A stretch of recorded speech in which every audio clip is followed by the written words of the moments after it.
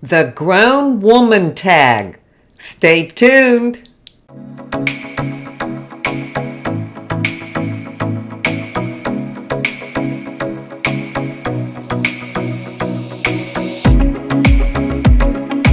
Hi, and welcome to my channel. Thank you so much for being here today. In today's video, I'm doing a tag.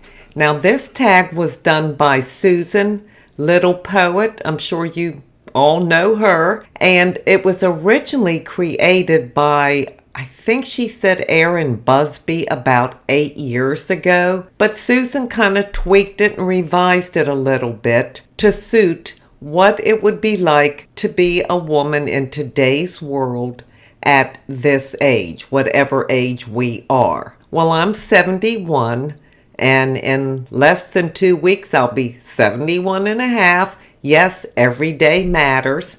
And so I want to answer these 10 questions based on my age and what I have experienced in life. Question number 1. What would you tell your 20-year-old self? Well, I think what I would tell my 20-year-old self is to learn to know what is truly important in life.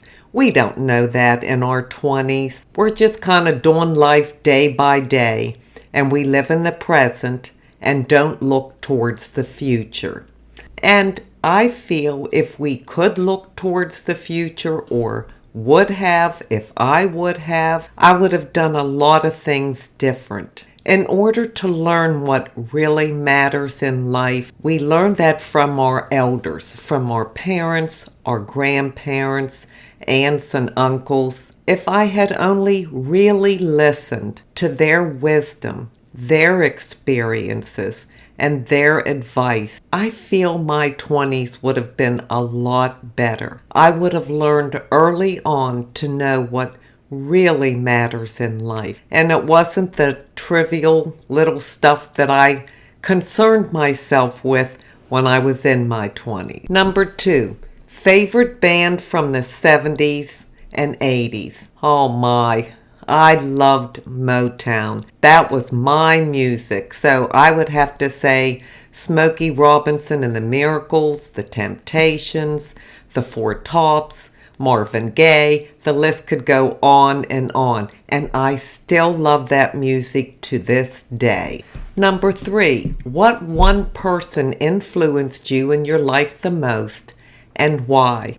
Well, that was my dad. He was that one person. And the reason why is because I learned so much from him. He gave me my foundation for my faith. He brought me up in faith. He taught me love. He taught me kindness. He taught me love of all mankind. He taught me my values. He strengthened and built my belief system. He taught me to stand strong and stand on for what I believe in.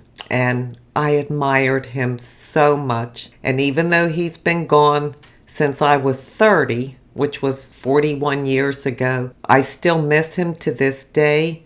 But his influence on my life has stuck with me my entire life. Number 4. What makes you angry? I would have to say now at this age, not much. It's just not worth it to me to get angry over anything. Why bother? It's not going to change anything, and it's just going to steal my peace and joy from me. But if I had to name one thing, it would be dishonesty. I can't say that it makes me angry, but I really don't like it. And I really have no tolerance for dishonesty at all. Number 5, what truly makes you happy?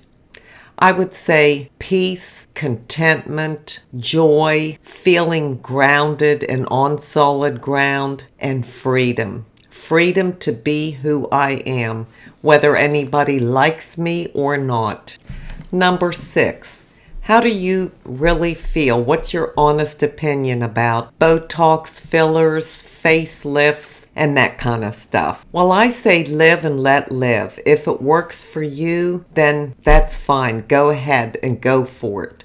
For me personally, Botox, fillers, a facelift, even eyelash growth serum, I say, why bother? I mean, at the age of 71 and almost a half, I would have to have my whole body Botoxed or filled or lifted, and that would cost a fortune. If you do one thing, just say you got Botox fillers or a facelift or something, what about here? This is still going to look 71. If you had that lifted, then you've got your chest area. Then you have the crepey or saggy skin on your arms or legs or your hands. Your hands really give your age away.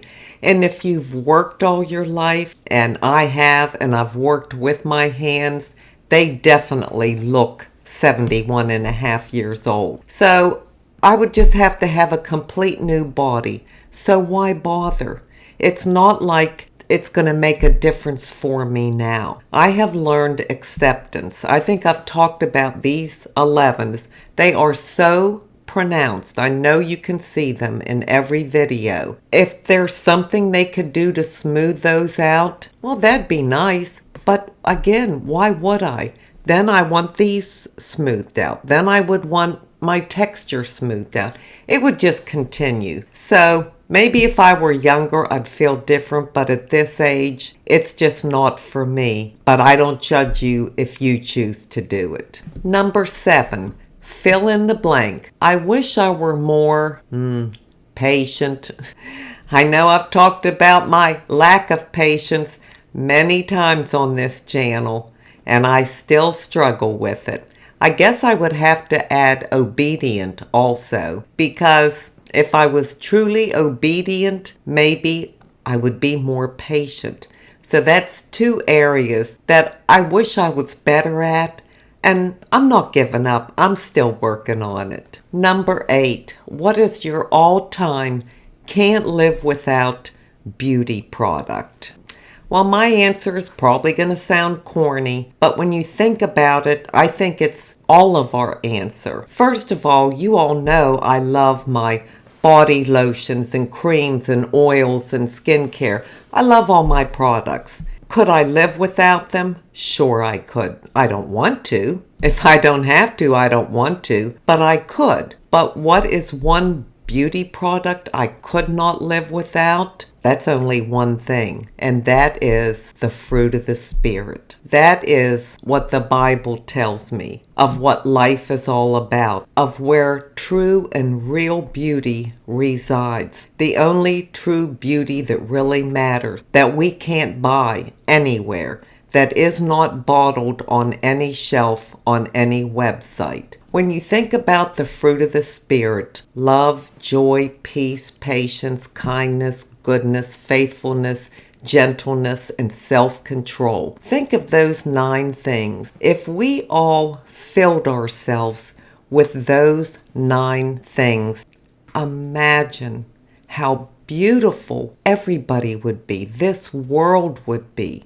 Wow, it would be a much more beautiful world. So that I cannot live without. Number 9, now that I'm a grown woman, what is the biggest personality change I've seen in my life? Well, it's a couple things, and I guess they all mean the same thing.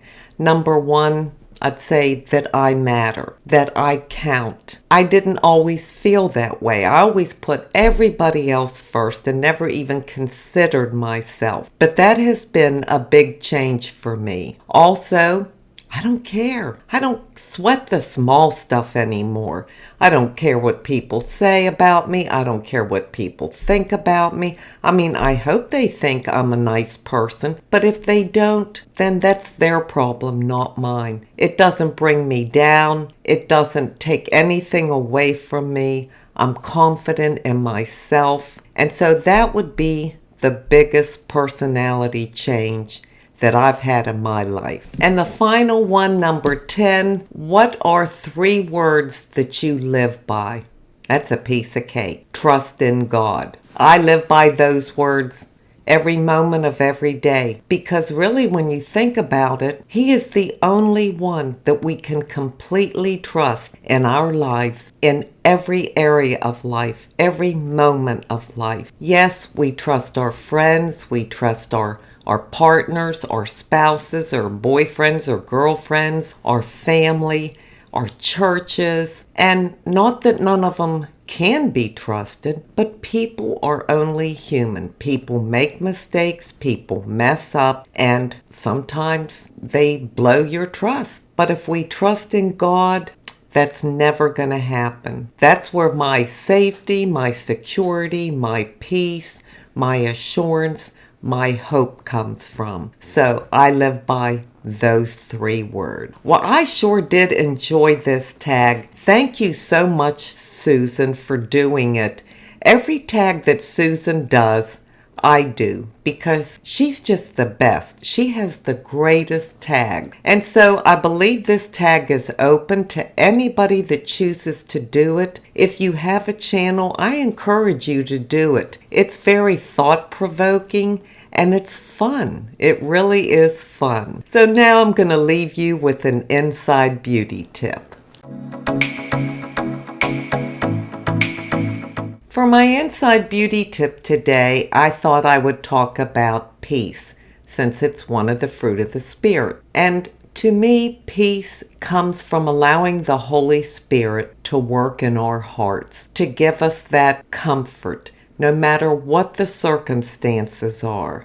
It kind of frees us up from fear and worry. Now, as humans, we all have fears and we all have worries, but somehow that peace can come in and really take that down. And you feel like no matter how dire your circumstances are, you still have a sense of peace about you. You feel it on the inside. The Bible tells us in this world we will have trouble, and we all do. But even with that, we can still have peace. It's a state of being that's hard to even put into words. I have been faced with different things in my life that were terribly upsetting or worrisome, but yet somehow I felt peaceful about it. I can't explain it, but once you have it, you know. I thank you so much for being here today. I truly do appreciate it.